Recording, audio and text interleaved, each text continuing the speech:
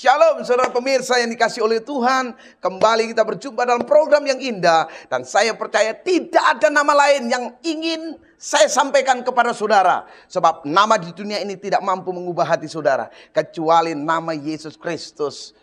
Heranlah, haleluya. Sehingga dalam Filipi 2 dikatakan, tidak ada nama lain di kolong langit ini yang mampu menyembuhkan, yang mampu mengubahkan, yang mampu mengangkat raja di hidup kita, kecuali nama Yesus Kristus di bumi dan di surga.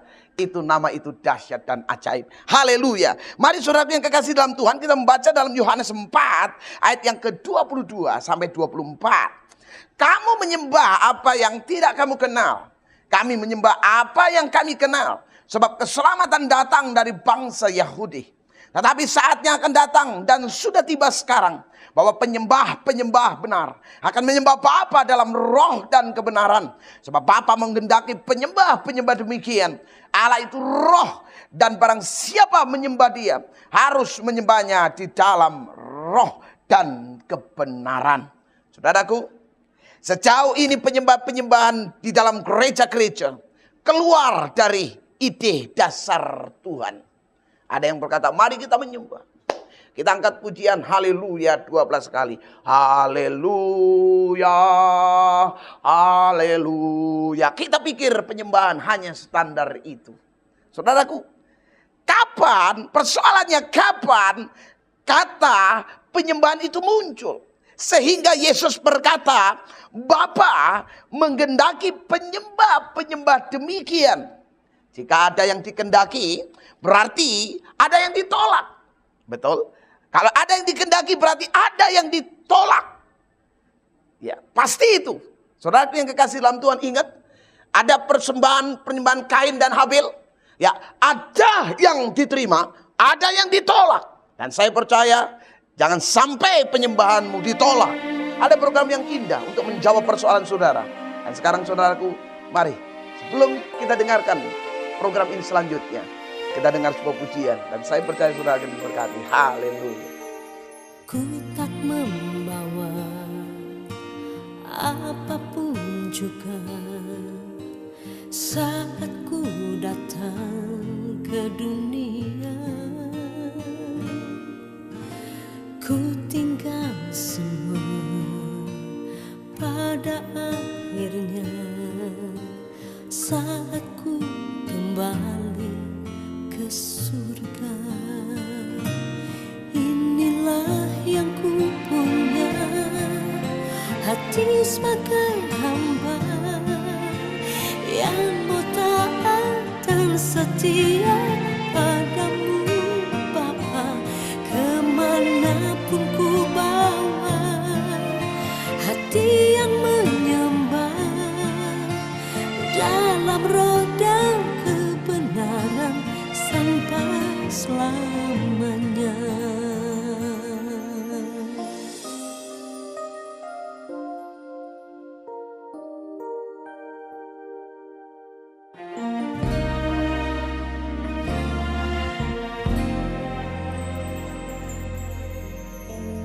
Ku tak membawa apapun juga saat ku datang ke dunia.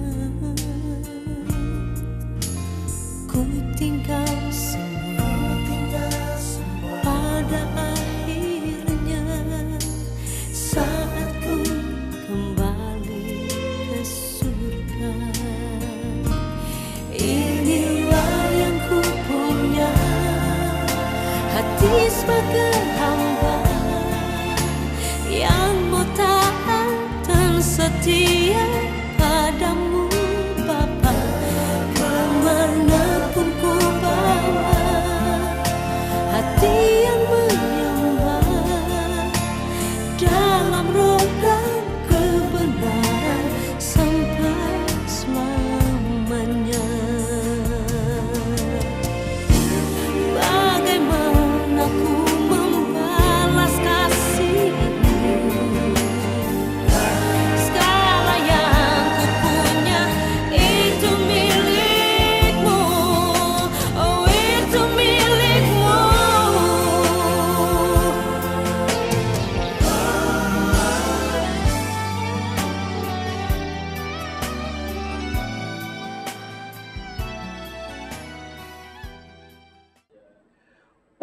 Puji Tuhan. Saudara pemirsa yang dikasihi oleh Tuhan, Kejadian 22 ayat yang kelima dikatakan begini. Kata Abraham kepada kedua bujangnya itu, tinggallah kamu di sini dengan keledai ini. Aku beserta anak ini akan pergi ke sana. Kami akan sembahyang. Sesudah itu kami kembali kepadamu. Dengar baik kata sembahyang dalam bahasa Ibrani. Singgung dalam konteks Aram disebut sakak atau korban. Itu bertanda tidak ada hubungan dengan angkat tangan dan bibir yang memuji dengan pujian atau lagu. Kalau penyembahan identik dengan angkat tangan, buat saya, kalau tangannya putung tidak akan mampu menyembah selamanya. Kalau penyembahan itu identik dengan suara yang nyaring, maka orang yang gagap dan bisu tidak pernah bisa menyembah selamanya. Dalam Ayub 1 ayat 12 disinggung begini. Maka firman Tuhan kepada iblis, nah segala yang dipunyainya ada di dalam kuasamu. Hanya jangan engkau mengulurkan tanganmu terhadap dirinya. Kemudian pergilah iblis dari hadapan Tuhan. Saudara lihat waktu iblis diberi yap. Bahasa Ibrani disebut tangan yang punya kuasa, otoritas. Saudara, apa yang dihantam oleh setan lebih dulu? Kalau saudara membaca dalam Ayub 1 ayat 14 sampai 16 dikatakan begini. Datanglah seorang pesuruh kepada Ayub dan berkata, sedang lembu sapi membacakkan keledai dia makan rumput di sebelahnya. Datanglah orang-orang Seba menyerang dan merampasnya serta memukul penjaganya dengan mata pedang. Hanya aku seorang diri sehingga dapat memberitahukan hal itu kepada Tuhan. Sementara orang itu berbicara, datanglah orang lain berkata, api telah menyambar dari langit dan membakar serta makan habis kambing, domba dan penjaga-penjaga. Hanya aku sendiri yang luput sehingga dapat memberitahukan hal itu kepada Tuhan. Coba lihat. Waktu iblis diberikan yaitu dikasih alih jabatan istilahnya, take over, dikasih prioritas, dikasih yaitu otoritas. Pertama yang dihantam oleh iblis yaitu apa? Yaitu aksesoris penyembahan atau korban. Saudaraku, kambing domba itu aksesoris. Ya, lembu itu aksesoris. Kenapa? Karena iblis tahu rahasia Ayub. Kenapa Ayub diberkati? Kenapa Ayub dilindungi? Kenapa Ayub dipuji, ditinggikan oleh Allah? Karena ada nyawa yang dikorbankan. Saudaraku, saya kasih tahu. Pujian penyembahan itu hanya sekedar mezbah. Tapi ingat, di atas mezbah harus ada korban. Itulah mezbah yang benar. Jangan heran ketika menyembah Ayub hancur, saudaraku. Ketika Ayub sudah tidak lagi menyembah, maka hidupnya hancur, hartanya habis, keluarganya habis, penyakit ada, dan hinaan, dan paling menyedihkan, dihina oleh orang yang paling dicintai. Mari kita lihat dari Ayub 42 ayat 7 sampai 8. Setelah Tuhan mengucapkan firman itu kepada Ayub, maka firman Tuhan kepada Elifas orang teman, murka kamu menyala terhadap engkau dan terhadap kedua sahabatmu karena kamu tidak berkata benar tentang aku seperti hambaku Ayub. Oleh sebab itu ambillah 7 ekor lembu jantan, 7 ekor domba jantan, dan pergilah kepadaku, kepada hambaku Ayub. Lalu persembahkan semuanya sebagai korban bakaran untuk dirimu. Dan baiklah, dengar baik, baiklah hambaku Ayub meminta doa untuk kamu. Karena hanya permintaannya lah yang akan kuterima. Supaya aku tidak melakukan aniaya terhadap kamu. Sebab kamu tidak berkata benar tentang aku. Seperti hambaku Ayub. Coba saudaraku, kurang lebih 40 tahun peristiwa ini terjadi. Dan saudara tahu yang terjadi, Tuhan rindu penyembahan orang-orang yang mau berkorban. Dan saudaraku, Tuhan paksa teman-temannya Elifas ini, teman-teman Ayub ini. Untuk apa? Untuk memberikan kembali aksesoris penyembahan kepada Ayub. Karena Ayub waktu itu tidak punya apa-apa lagi, saudaraku. Dan di sini ada perkataan, saudaraku, yaitu hanya suaranya Ayub aku berkenan. Saudaraku, suaranya, suara yang mana?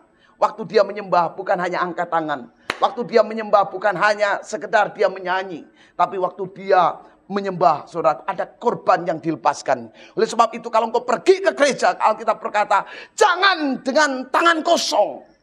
Harus ada korban. Karena melalui korban itu Tuhan sediakan. Inilah tema yang Tuhan taruh di hati saya.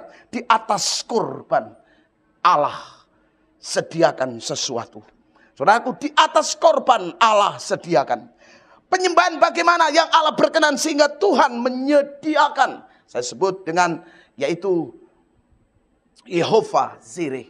Saudaraku, Kejadian 22 ini yang pertama, ayat yang kedua. Dikatakan firman-Nya, ambillah anakmu yang tunggal itu, yang engkau kasihi dengan baik, anakmu yang tunggal dan dikasihi, yakni Ishak, pergilah ke tanah Moria, dan persembahkanlah di sana sebagai korban bakaran pada salah satu gunung yang akan kukatakan kepadamu.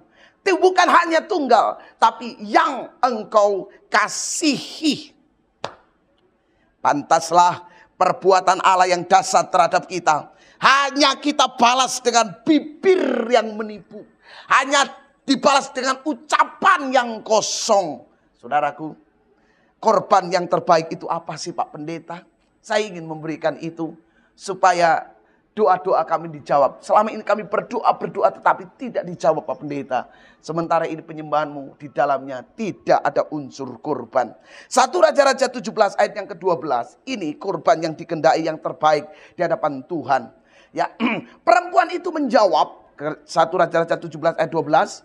Demi Tuhan Allahmu yang hidup, sesungguhnya tidak ada roti padaku sedikit pun, kecuali segenggam tepung dalam tempayang dan sedikit minyak dalam buli-buli. Dan sekarang aku sedang mengumpulkan 2-3 potong kayu api. Kemudian aku mau pulang dan mengolahnya bagiku dan bagi anakku. Dan setelah kami memakannya, maka kami akan mati. Coba lihat, setelah memakannya kan seharusnya hidup. Tapi kenapa ini mati? Ini rupanya, saudaraku, korban yang terbaik ini, yaitu harta yang menyangkut nyawa.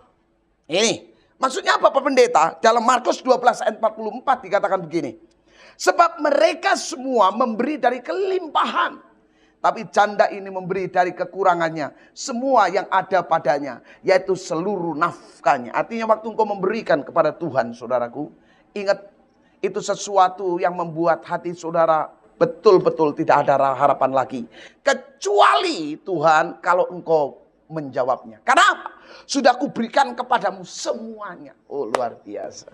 Saya mengajar jemaat yang saya layani di GBDI El Shalom, saudara. Yang terbaik bukan di dompet ada 10.000, ada 1.000, ada 100.000. Kita ambil yang 100.000. Ini yang terbaik. Tidak. Tapi saya mengambil contoh kepada janda Sarfat ini. Diberikanlah semuanya. Jadi kalau saya kolekta, saya ambil semuanya. Tuhan, ini yang terbaik. Karena apa? Nggak ada lagi. Saya tidak bisa memberikan lagi. Kecuali saya bisa memberi lagi. Kecuali Allah memberkatiku. Baru aku bisa memberikannya. Bisa katakan amin?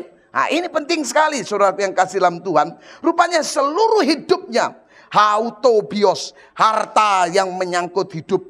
Kenapa orang kaya itu kok susah masuk surga? Ingat, Yesus tidak pernah membenci orang kaya.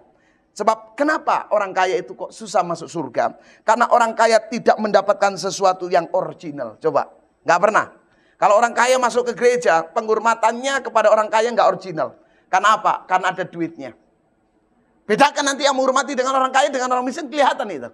Orang kaya sambil nunduk-nunduk begini gitu. Sebenarnya kalau miskin nggak mungkin begitu. Dengan lain kata bahwa orang kaya itu mendapatkan pujian itu tidak original. Kenapa? Karena diselubungi oleh harta. Oleh sebab itu jadilah seorang kaya yang rendah hati. Ya, supaya apa? Supaya Tuhan memberkati engkau dengan pujian dari orang lain itu yang original. Orang yang sombong adalah orang yang dibenci Allah. Saudaraku yang kekasih dalam Tuhan, mari kita dengarkan baik-baik di sini. Karena orang yang sombong buat saya orang miskin, ya, sombong, udah miskin sombong, gitu. Saudaraku, mari kita lihat di sini satu pembahasan lagi, ya. Yang kedua, kenapa orang kaya itu dibenci, susah masuk surga maksud saya. Alasan yang kedua, di hadapan Bapa hanya Mamon yang bisa menyaingi Yesus. Yesus tidak bisa disaingi oleh setan. Yesus tidak bisa disaingi oleh apapun. Kecuali satu, Yesus bisa disaingi oleh Mamon. Lukas 16 ayat yang 13 dikatakan begini. Saudaraku, seorang hamba tidak dapat mengabdi kedua-dua tuan. Karena jika demikian ia akan membenci yang seorang dan mengasihi yang lain. akan setia kepada seorang dan yang tidak mengindahkan yang lain. Kamu tidak dapat mengabdi kepada Allah dan kepada Mammon. Dengar baik, ya. Kenapa orang kaya susah masuk surga? Karena di hadapan Bapa yang bisa menyaingi Yesus hanyalah harta. Coba. Oleh sebab itu ada banyak orang kalau hari Minggu susah masuk gereja. Karena apa? Habis Pak Pendeta, omsetnya banyak kalau Minggu Pak Pendeta. Oh, langganan datangnya bisa hanya datang Minggu Pak Pendeta. Kan yang penting perpuluhan. Dengar baik, Tuhan gak butuh perpuluhan. Tidak butuh, gereja yang membutuhkannya. Saudaraku, ya oleh sebab itu dengar baik, setan bisa pakai apa saja untuk menjatuhkan saudara. Setan bisa pakai Mammon untuk menyaingi Yesus. Dengar baik, tanpa Yesus hidupmu tidak berarti. Kau boleh memiliki seluruh dunia, tapi jiwamu binasa. Ini hal yang pertama. Yang kedua, saudaraku, penyembahan bagaimana yang Allah berkenan sehingga Tuhan menyediakan. Wahyu 4 ayat yang ke-10 dikatakan begini. Maka tersungkurlah ke-24 tua-tua itu di hadapan dia yang duduk di atas takhta itu.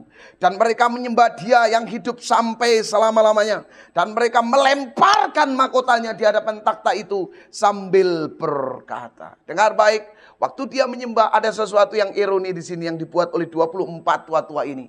Melemparkan mahkota, senang sekali ini. Saudaraku, persoalan yang terjadi sekarang sebaliknya.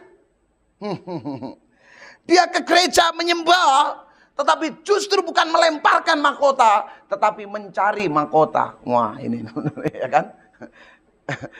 Waduh, saya sedih itu kalau saudara ke gereja bukan melemparkan mahkota, tetapi mencari mahkota. Jangan heran banyak-banyak pelayan-pelayan Tuhan, saudaraku, tidak diangkat itu, pindah lagi gereja jalan-jalan, begitu ya. Gereja jalan-jalan. Tidak diangkat, tidak dipuji, tidak ditelepon. Jalan-jalan. Ingat, saya kemarin membaca satu buku, saudaraku. Ya, orang yang sudah 18 kali naik ke surga. Dia mengatakan begini, di surga ada sesuatu yang saya heran, katanya. Ya, rupanya di surga nanti terjadi antara pendeta dan jemaatnya itu ada. Kita masih kenal jemaat dan kita masih kenal pengembalaannya. Ya. Dan saya takut saudara, kalau saudara pergi ke gereja ini, pindah gereja ini, pindah gereja ini, pindah gereja ini. Saudara yang kasih dalam Tuhan, apa yang terjadi? Nanti di surga bingung itu. Kamu cuma mana? Begitu kata malaikat. Waduh, kalau minggu pertama di sini malaikat, minggu kedua di sini, udah. Karena kamu terdaftar di sini, tidak terdaftar, mari masih ada kosong itu di neraka, begitu ya. Aduh, kasihan sekali. Oleh sebab itu setia dalam gereja yang kecil, walaupun gerejanya kecil, mungkin pendetanya kalau khotbah 10 menit batuknya 3 kali. Setialah di situ, sebab Tuhan melalui pendeta dan gereja itu. Tuhan menjamah saudara dan mengubahkannya. Haleluya. Saudara yang kasih dalam Tuhan, yang terjadi sekarang ini di gereja, orang cari mahkota. Saling gesek, saling gosok. Saudaraku, saya sedih sekali. Sebab jangan heran, timbulnya sekarang itu roh Judas. Ya, roh Judas itu apa? Musuh dalam selimut. Wah, ini bahaya sekali. Ya, memang cinta Tuhan, tapi juga cari harta. Nggak salah kita cari harta. Dalam melalui, saudaraku, jalur rohani. Tapi jangan sampai terbalik. 24 tua-tua ini menggambarkan sesuatu. Kalau engkau menyembah, lemparkanlah itu mahkotamu. Dengan kata lain, tidak ada yang tertinggi dalam urusan ini. Ya, kalau sudah berhadapan dengan Tuhan, tidak ada sesuatu yang istimewa. Kalau sudah berhadapan dengan Tuhan, tidak ada yang lebih indah ternilai kecuali Dia yang kusembah. Haleluya. Saudaraku yang terkasih dalam Tuhan. Di gereja juga karena dia tidak mau melemparkan mahkotanya, saudaraku. Terjadilah nabi-nabi palsu. Kalau saudara membaca 2 Tawarik, saudaraku, ayat 18, pasal 18 ayat 1 sampai 7, saya akan ceritakan dengan jelas. Di situ Ahab dengan besannya yaitu Yosafat, saudaraku, mau menyerang yaitu merebut Ramot Gilead atau suku Aram. Dan saudara tahu, rupanya Ahab ini punya nabi-nabi Tuhan, tapi nabi-nabinya bisa disogok, disuap, saudaraku. Ya. Saya sedih kalau akhir zaman ini ada orang, saudaraku, berani menggaji untuk berdoa. Sementara dia sendiri tidak pernah berdoa. Aduh, minta ampun. Ini Ahab ini. Ya, orang berdoa digaji. Minta ampun, puji Tuhan. Ini roh Ahab ini. Roh nabi-nabi palsu harus keluar dari gereja Tuhan. Sehingga Yosafat berkata, tidak ada lagi nabi Tuhan. Hanya satu. Yaitu siapa? Mikah. Yang menyuarakan, yang berani menyuarakan suara Tuhan. Dengar baik saudaraku. Nabi Mikah ini menyuarakan kalimat yang betul-betul datangnya dari Tuhan. Dan saya percaya saudaraku. Karena apa? Karena mahkota hidupnya dilemparkannya saat bersentuhan dengan Tuhan. Sehingga selama ini suara Tuhan tidak bisa berbicara kepadamu. Suara Tuhan tidak mampu menenggelamkan engkau. Karena di sisi lain masih ada mahkota. Masih ada mahkota yang disebut pujian. Ada mahkota yang saya sebut harta. Ada mahkota yang saya sebut dengan kedudukan. Buang itu ketika engkau berhadapan dengan Tuhan. Yang terakhir saudaraku yang kasih penyembahan bagaimana yang Allah berkenan. Sehingga Tuhan menyediakan. Yang ketiga, mari kita membaca dalam Yesaya 60 ayat yang pertama. Bangkitlah menjadi terang. Sebab terangmu datang dan kemuliaan Tuhan terbit atasmu. Yang ketiga yaitu penyembahan yang membangkitkan kita menjadi terang karena kemuliaan Allah.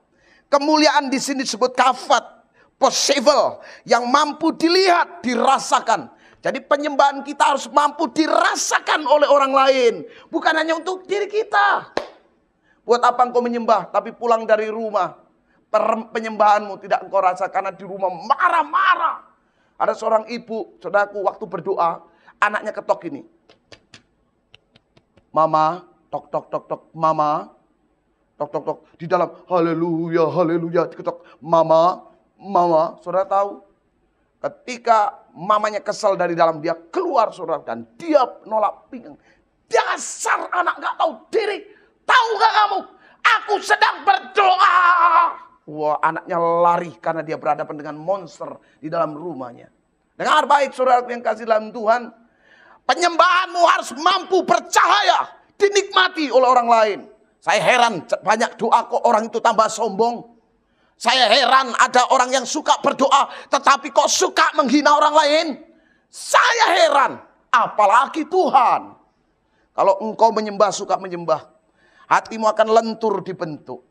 Hidupmu akan lurus. Kerendahan hati menjadi sikap dasar dari hidupmu. Pakaianmu harus kekudusan. Itu orang yang suka menyembah. Karena apa? Karena ada kafat atau disebut Shekinah Gloria.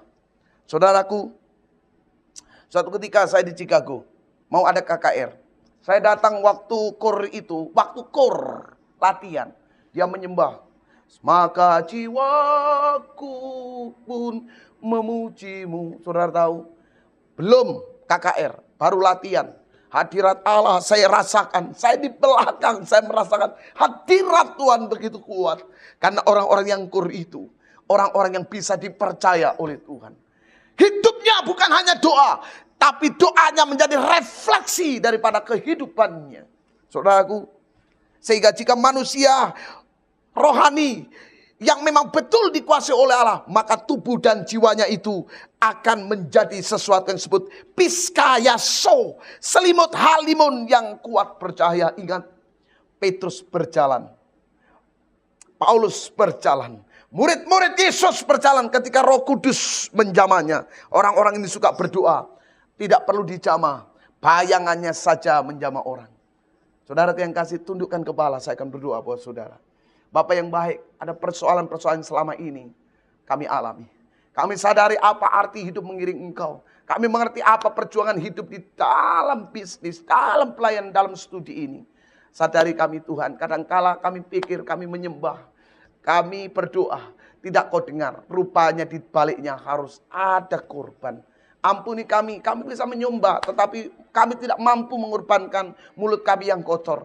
Kami bisa menyembah Tuhan, tetapi hati kami yang kotor tidak bisa kami, hobi kami tidak bisa kami buang. Ampuni kami Bapa. Kami berdoa hari ini pertobatan turun atas jemaat-Mu. Dan saya percaya berkat Tuhan akan turun.